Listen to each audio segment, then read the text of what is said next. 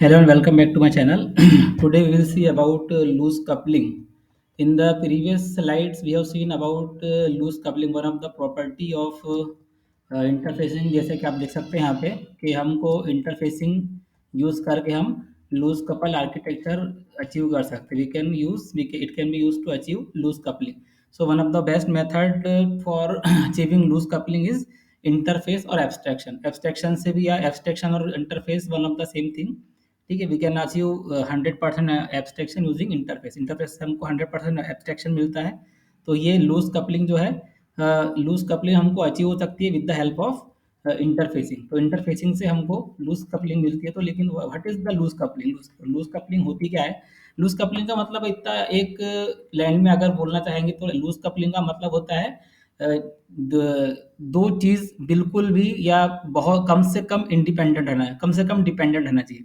ठीक है, for example दो चीज मतलब दो क्लास है या क्लास क्लास और मेथड है, ये कम से कम डिपेंडेंट रहेंगी तो उसको क्या बोलेंगे? वो उतने लूज कपल है. और जितने ज्यादा डिपेंडेंट रहेंगे वो उतने ही टाइट कपल रहेंगे. ठीक है, लूज कपल मतलब क्या रहेंगे? जैसे कि एक क्लास है, class A, for example class ए, और एक मेथड मैथ है. ठीक है, और अगर ये दोनों भी एक दूसरे से बहुत ही कम डिपेंडेंट है, मैं फॉर एग्जांपल कोई मेथड है किसी क्लास से, वो बहुत कम डिपेंडेंट है, तो उसको हम क्या बोलेंगे? ये जो मेथड है क्लास से लूज कपल्ड है. ठीक है, या इसका उल्टा अगर हम बोलोगे, अगर कोई मेथड किसी क्लास से बहुत ज्यादा डिपेंडेंट है तो उसको हम क्या बोलेंगे? Tightly coupled. ठीक है, तो हमको लूज कपलिंग कैसे मिलेंगी? With the help of interface और एब्स्ट्रैक्शन. ठीक है, जैसे कि आप याली एग्जांपल में देख सकते हैं. जैसे कि यहाँ पर मैथ करके एक मेथड है जो कि क्लास ए के अंदर है. आप यहाँ पर देख सकते हैं, हमने यहाँ पर स्ट्रक्चर बनाया मैथ का, मैथ मेथड डिफाइन किया, उसका पूरा स्ट्रक्चर भी है. तो इसको हम क्या बोलेंगे? जो मैथ मेथड है क्लास ए का, ये क्लास ए से टाइटली कपल्ड है क्योंकि इसकी पूरी इंफॉर्मेशन क्लास ए के अंदर है, इसकी कोई भी इंफॉर्मेशन बाहर नहीं है. ठीक है, उसी तरह से अगर ये क्लास बी में मैथ करके मेथड है, ठीक है, तो ये भी जो है, ये जो मैथ मेथड है क्लास बी का, ये भी टाइटली कपल्ड है. मैथ मेथड जो है ये आपका क्लास बी का, ये भी टाइटली कपल्ड. तो ये जो क्लास ए का मेथड है मैथ, ये भी टाइटली कपल्ड है. क्लास बी का जो मैथ मेथड है ये भी टाइटली कपल्ड है.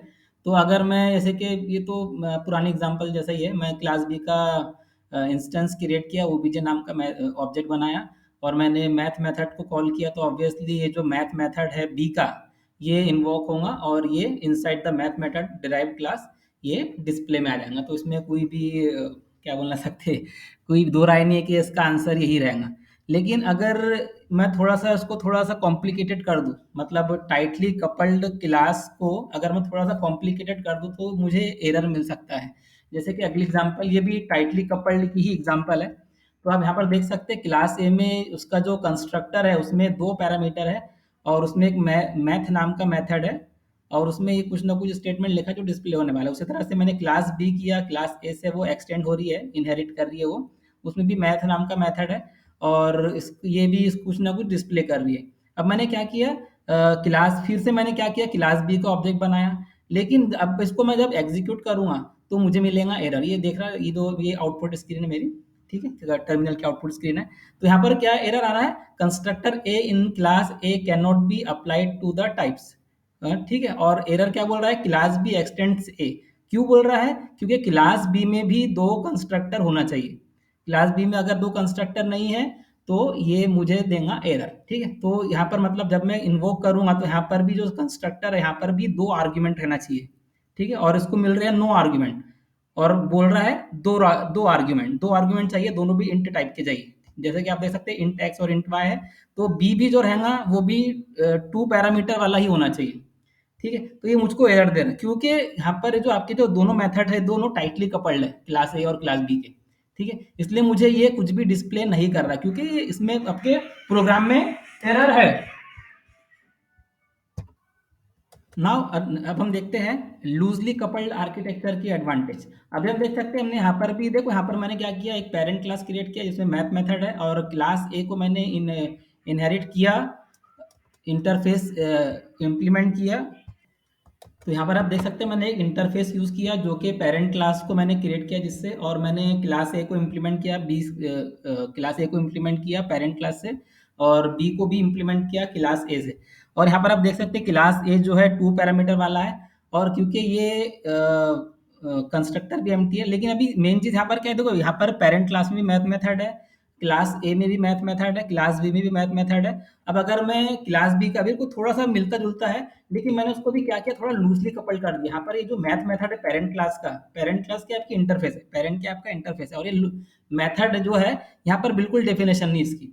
ठीक है, तो इसको क्या बोलेंगे, जो मैथ मेथड है ये लूजली कपल्ड है, आपके प्रोग्राम से लूजली कपल्ड है, क्योंकि इसमें डेफिनेशन ही नहीं है। ये आपके क्लास ए या क्लास बी से कनेक्टेड ही नहीं है, बिल्कुल इंडिपेंडेंट है।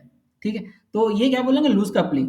ठीक है, तो लूज कपलिंग होने का मतलब ये, अब जब इसको मैं एग्जीक्यूट करूंगा, क्योंकि मैंने ऑब्जेक्ट जो है बी का बनाया है, तो बी क्लास बी में जो मैथ मेथड रहेगा उसका उसका जो आउटपुट रहेगा वो डिस्प्ले वो एग्जीक्यूट होगा, मतलब वो आपको दिखाई देगा, मतलब यहाँ पे print statement in the method of class B, ये आपको डिस्प्ले में आ जाएगा। ठीक है, लेकिन अगर ये काम अगर मैंने टाइटली कपल्ड किया तो मुझे एरर आ रहा, क्योंकि यहाँ पर मैं अगर क्लास ए को क्लास बी को क्लास ए से एक्सटेंड कर रहा हूँ, क्लास ए में अगर मेरा पैरामीटराइज कंस्ट्रक्टर है, तो क्लास बी भी मेरा क्या होना चाहिए, पैरामीटराइज कंस्ट्रक्टर होना चाहिए, तभी वो इसको इन्वोक कर सकता है। ठीक है, मतलब इसके अंदर मुझे बी क्लास बी का मुझे कंस्ट्रक्टर डिफाइन करना पड़ेगा। ठीक है, उसके बाद ही मैं यहाँ पर ऑब्जेक्ट बना सकता हूँ। ठीक है, तो यहाँ पर ये दोनों में आपने कंपेरिजन देख लिया कि जैसे कि यहाँ पर मैंने पॉइंट्स भी लिखा है, loosely couple allow making changes in the code easily, मतलब यहाँ पर अगर हम मुझे कोड को चेंज करना है, ये टाइटली कपल्ड है, टाइटली कपल्ड में अगर मुझे कोड चेंज करना है तो मुझे बहुत चेंज करना पड़ेगा, मुझे कंस्ट्रक्टर क्लास बी का कंस्ट्रक्टर भी डिफाइन करना पड़ेगा, फिर यहाँ पर वैल्यू भी डालना पड़ेगा, आर्गुमेंट भी डालना पड़ेगा,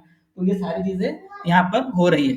ठीक है, लेकिन वही अगर मेरा इंटरफेस है जो कि लूजली कपल्ड है, तो उसमें देखो अगर मुझे यहाँ पर कुछ चेंज करना है तो मैं बहुत ही आसानी से चेंज कर सकता हूँ।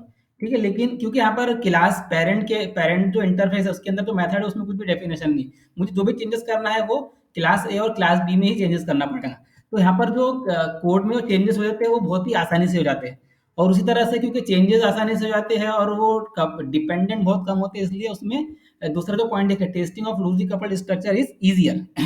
हम उसको आसानी से चेक कर सकते हैं, क्योंकि उसके अंदर जो है आप यहाँ पर देख सकते हैं, इंटरफेस जो है आपका पेरेंट नाम का इंटरफेस, इसके अंदर जो मेथड है उसमें डेफिनेशन है ही नहीं। ठीक है, इंटरफेस में जो भी मेथड रहता है उसका डेफिनेशन है ही नहीं, तो आपको चेक टेस्ट करने में बहुत ही, मतलब आप देख सकते हैं कि यहाँ पर ये मेथड है, आपको सिर्फ ये देखना है। मतलब फॉर एग्जांपल यहाँ पर अगर 100 मेथड्स रहते हैं, मेथड 1 मेथड 2 मेथड 3 100 मेथड, ठीक, वहाँ पर सिर्फ मेथड रहते थे, उनकी डेफिनेशन नहीं रहती थी, मतलब हमको पता रहता कि उसमें इतने ही मेथड है, उसका सिर्फ स्ट्रक्चर आपको दिख जाता था। ठीक है, अगर आपको कुछ चेंज करना है तो उसने जिस क्लास ने उसको इम्प्लीमेंट किया है वो उसमें दिख जाता था। तो लूजली कपल्ड स्ट्रक्चर की जो है टेस्टिंग भी बहुत आसान होती है, और अमाउंट ऑफ कोड जो रहता है वो भी बहुत कम होता है in the loose coupled architecture.